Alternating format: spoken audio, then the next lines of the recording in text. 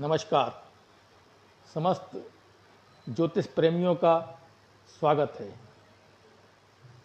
आज इस चैनल पर हम ज्योतिष की चर्चा के लिए उपस्थित हुए हैं। ज्योतिष अपने आप में एक विज्ञान है। ज्योतिष शास्त्र कहा जाता है। शास्त्र का संबंध ही विज्ञान से निकल कर आता है, किंतु ज्योतिष में उसका फलित ठीक हो, इसके लिए जन्म का समय बिल्कुल ठीक होना चाहिए। वैसे तो कुंडली का अगर शुद्धिकरण किया जाए, जन्म का शुद्धिकरण किया जाए, तो मूल रूप से जब कुंडली को देखते हैं तो परिवार से जुड़ी घटनाओं को देख करके हम इस निष्कर्ष पर तो पहुंच जाते हैं कि यह कुंडली की लग्न ठीक है। कुंडली में एक व्यक्ति की जो कुंडली होती है, वो जो 12 भाव होते हैं, उन 12 भावों से उसके परिवार और परिवार के समस्त रिश्तों का भी उससे परिचय निकल आता है। मूल रूप से जैसे देखा जाए तो सूर्य से 9वां भाव पिता का होता है, चंद्रमा से 4था भाव माँ का होता है, मंगल से 3रा भाव भाई का होता है, बुध से 6वां भाव मामा का होता है, गुरु से 5वां भाव पुत्र का होता है, शुक्र से 7वां भाव पति अथवा पत्नी का होता है, और शनि से 3रा भाव श्रमिक या आप नौकर का मान सकते हैं। इनके अध्ययन से हम इस निष्कर्ष पर तो पहुंच जाते हैं कि यह कुंडली का लग्न ठीक है, लेकिन एक लग्न का समय लगभग 2 घंटे का होता है। पूर्ण रूप से कुंडली ठीक है, इसकी जानकारी के लिए, इसको ज्ञात करने के लिए अपने शास्त्रों में कुछ नियम बताए गए हैं, और उन नियमों के आधार पर, उन नियमों के माध्यम से हम ये देख लेते हैं कि जन्म समय कितना शुद्ध है, और अगर शुद्ध नहीं है तो उसको ठीक भी कर सकते हैं। जैसे जैमिनी ज्योतिष के अंतर्गत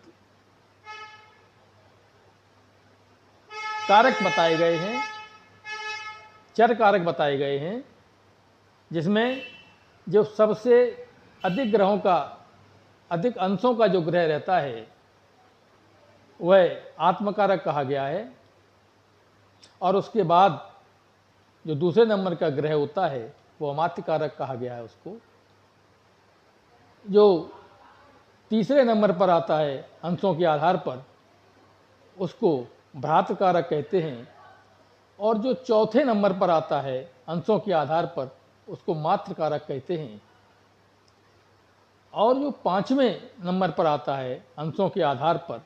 उसको पुत्रकारक कहते हैं, और जो 6वें नंबर पर आता है उसको ज्ञातकारक की संज्ञा दी गई है, और जो 7वें नंबर पर आता है उसको दाराकारक की संज्ञा दी गई है। जन्म समय शुद्धि देखने के लिए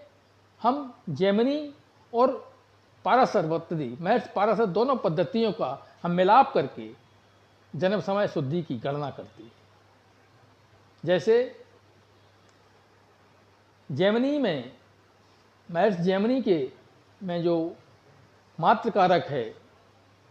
चौथा भाव जो होता है वो शिक्षा का